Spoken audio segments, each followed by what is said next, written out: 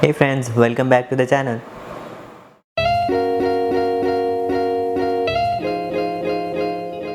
Today's episode is a mashup of sorts. Although we had been to Bhubaneswar earlier, we thought we would combine both the trips of 2010 and 2015 in one episode.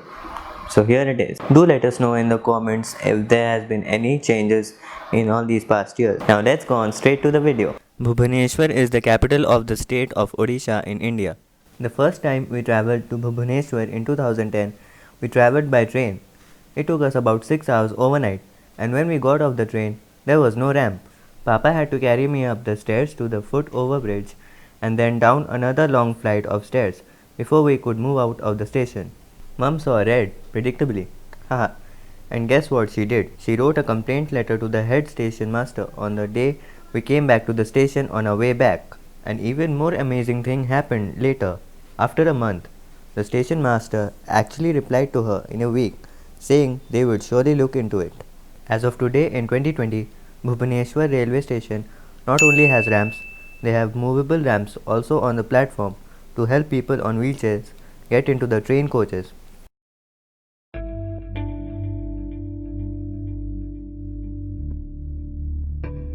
This is me and VT in Bhubaneswar in the year 2010. We set off in an auto rickshaw to the Dhauligiri and Udaygiri caves nearby.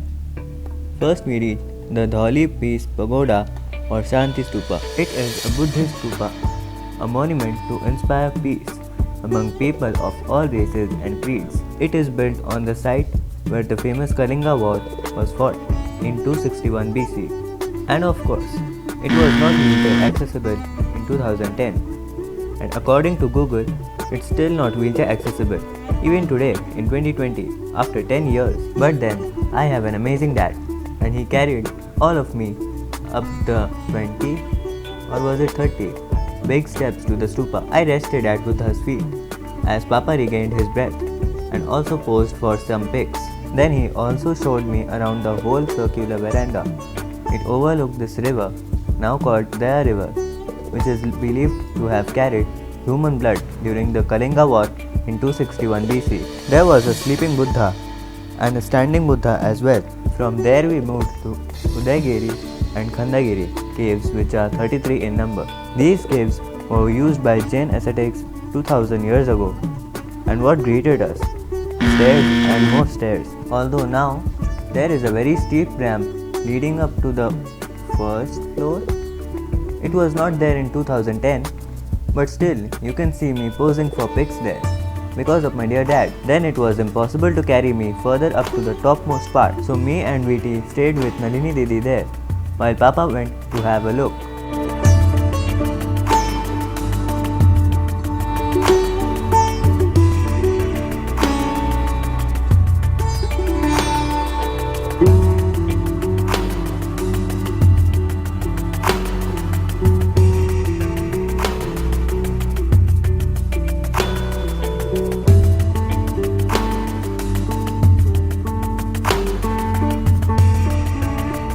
From the top, he could see the city of Bhubaneswar as well as the Jain temple atop the Khandagiri hills.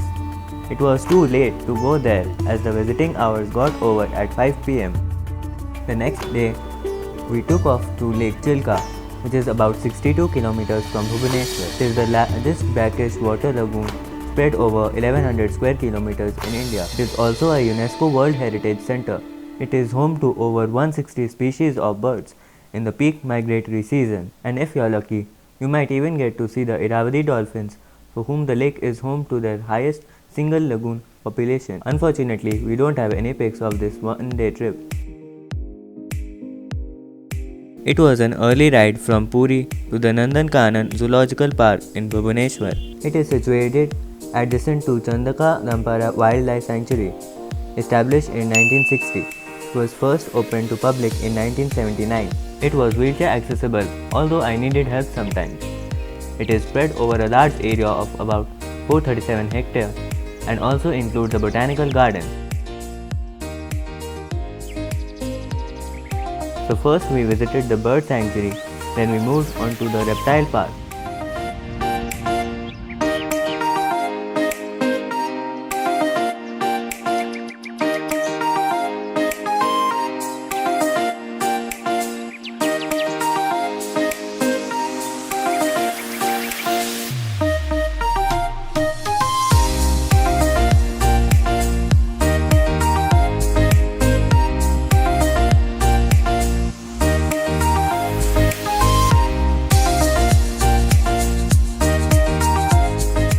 although the nests and burrows were a bit high and low respectively, so Papa had to lift and show me around in his arms. It was tiring and very hot even in mid-March. Be sure to carry enough water. Then we spotted this battery-operated vehicle for persons with disabilities and senior citizens, and we hopped right in. Haha, I mean everyone else hopped in.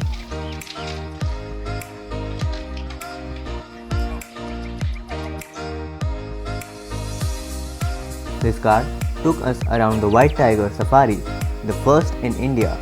We got off the vehicle to the enclosure of Ashoka, the name of the white tiger we saw. All the kids started shouting his name, and he finally came out and then went back after a stall. Here I had to be lifted and carried again.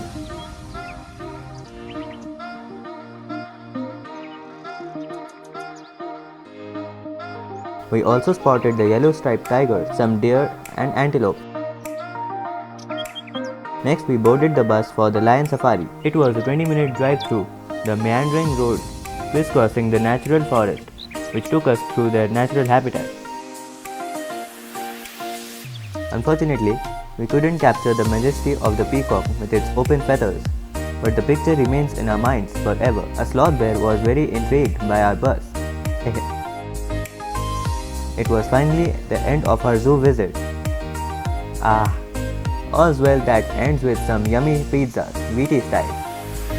So hope you all liked this double episode of Bhubaneswar. Next up is our trip to Khandala and Lonavala in 2017.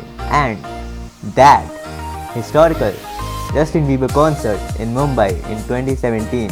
Please like, comment, share and subscribe to my channel. And don't forget to click on the bell icon for more amazing videos coming up. You can also follow me on Instagram at @wheelchairtravelswithvineet.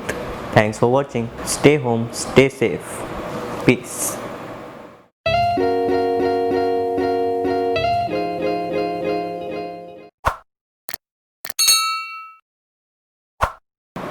Now let's sorry. 1, 2, 3, go. Now let's go on.